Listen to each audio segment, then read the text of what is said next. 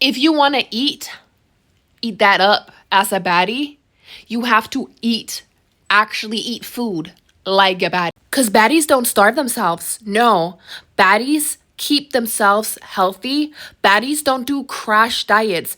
Baddies don't let themselves tell themselves that they need to lose a couple pounds. No, baddies nourish themselves. If you want to cook and eat as the baddie you deserve to be, what do you think you need to do in real life? You need to cook that food and eat that food. And the real reason why you have to do this is because, first and foremost, if you don't eat no food, you don't have no energy to fight for the life that you want. It's true.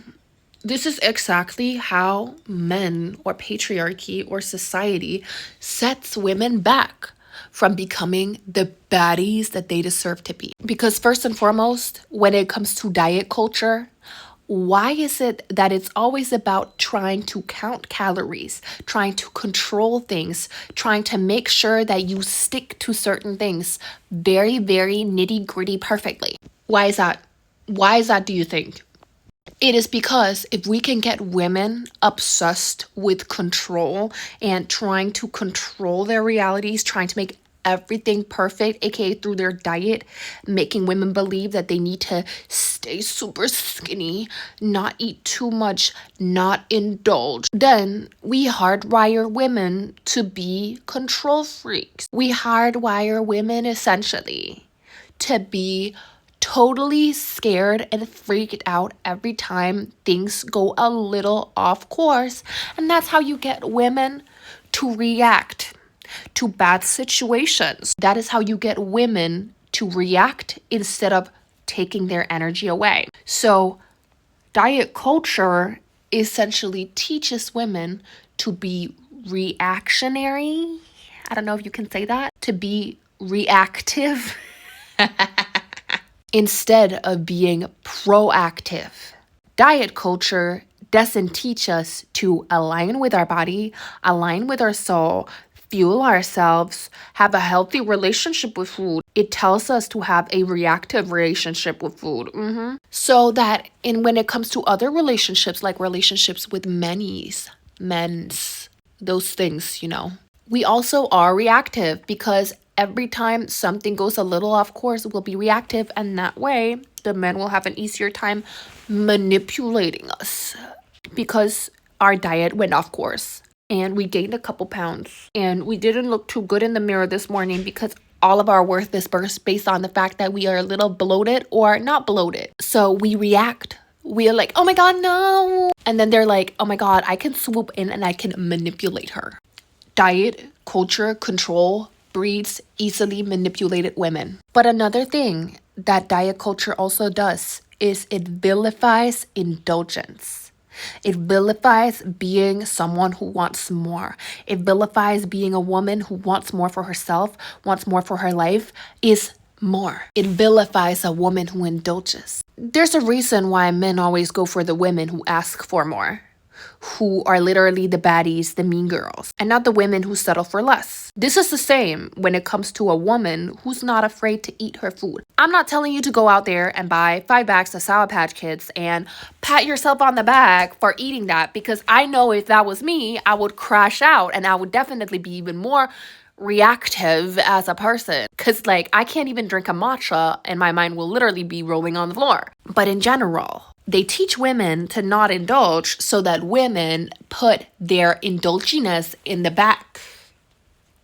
Women are taught, oh my God, we shouldn't ask for too much. We shouldn't want too much. We should want little, and we should want something that's dry, has no calories. It's not rich. We should try to restrict ourselves so that we're good girls.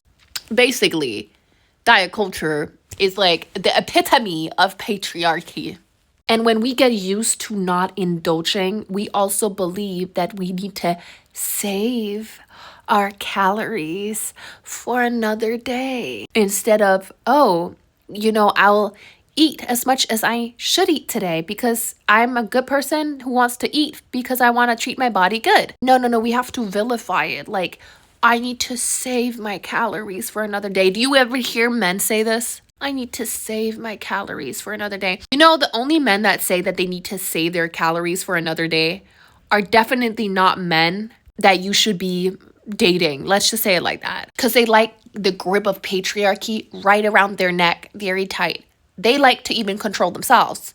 So it's giving Patrick Bateman, and that's not a good thing. The whole vilification of indulging, of letting yourself have a little extra this, of taking care of yourself, just doing what you want to do, indulging, buying something that's a little more expensive, buying food that's good quality, taking yourself out to eat, vilifying all of these things. That's actually teaching women to have a scarcity mindset. It's teaching women to have a scarcity mindset. Who could have believed that? People making you believe that it's a bad thing for you to eat a chocolate bar because you want to.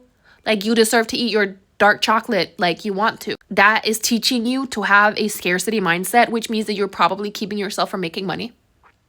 Me, myself, and I eat chocolate every single day. It's sugar-free or either sweetened with coconut sugar because I do go for the healthier choice, but I'm going to indulge in it. My grandma, my 85-year-old grandma, she eats cake every single day. And I think she might be able to do the splits because my grandma prioritizes balance. And this woman is probably the richest in mind and soul person that I have ever met. She is a spiritual guide. She is a spiritual being. Like, she is that girl. She is the OG baddie. She eats cake every single day. She bakes so many cakes. She will bake 7 cakes for her birthday and she will have a piece of every single one of them. And she is this skinny. So it was never about indulging. It was never about, oh, you shouldn't eat that cake, or I'm such a bad girl. I'm sorry. You're literally giving yourself scarcity mindset. Do you want to make more money? Do you want to have more things in your life? Do you want to have a better life? You need to stop vilifying food. And every time you have a little bit of something or a little bit of something, it's like, oh my God, I was so bad. First and foremost, if you talk bad about the food that you're going to eat, then your body is going to react badly to it. You're literally like speaking energy into your food. Second of all, if you're like, oh, I shouldn't, I'll be bad, I'm such a bad person, you're gonna end up shaming yourself. And what's that gonna do? You're gonna end up feeling like you need to be bad because you are bad, and then you'll feel like, oh, I'm a terrible person. And then you will not eat to make yourself happy and to fuel goodness, to take care of yourself, to create good things. You'll eat because you are afraid of being a bad person, because patriarchy has made you believe that indulging in a little bit once in a while is a bad thing. The women that have toxic relationships with foods are also women that often have scarcity mindsets. We don't want that for you, baddie. We want you to have abundance. We want you to have everything you want. Your relationship with food very much correlates with your relationship with money, your relationship with people, your relationship with anything. If you cannot let yourself indulge in things once in a while, or if you cannot just let yourself think positively about the things that you do indulge in, if you're like, oh, it's bad, just like, oh, it's bad that I spend money, oh, it's bad that I ate a piece of chocolate cake, oh, it's bad, I shouldn't. Me, I eat a sugar-free diet. I'll have a little bit of something once in a while. I'll eat sugar-free chocolate every single day. I will make sugar-free chocolate cake when I can, and I will eat that every single day. I will have food that tastes good and that is good for me every single day. I will speak love and light into that food. But one thing that I want to touch on a little bit as well is, if you are around people that have toxic relationships with food, you will probably end up having toxic relationships with them when it comes to many other things. Notice how the women around you, especially like mothers or older women, are always talking about like, ooh, I shouldn't indulge, I shouldn't do that, I shouldn't do this. They've been blocked by patriarchy to believe that they shouldn't indulge in food. And that is what's keeping them from being wealthy, being healthy. Because rich women that have things going on for themselves, they'll take themselves out to eat at Michelin restaurants like that. And they'll indulge in that food and they'll be happy and they'll do it again the next day. They'll have that glass of wine that day and the next day, and they're not going to shame themselves for it, and they're not going to go crazy either. They're not going to go out and drink.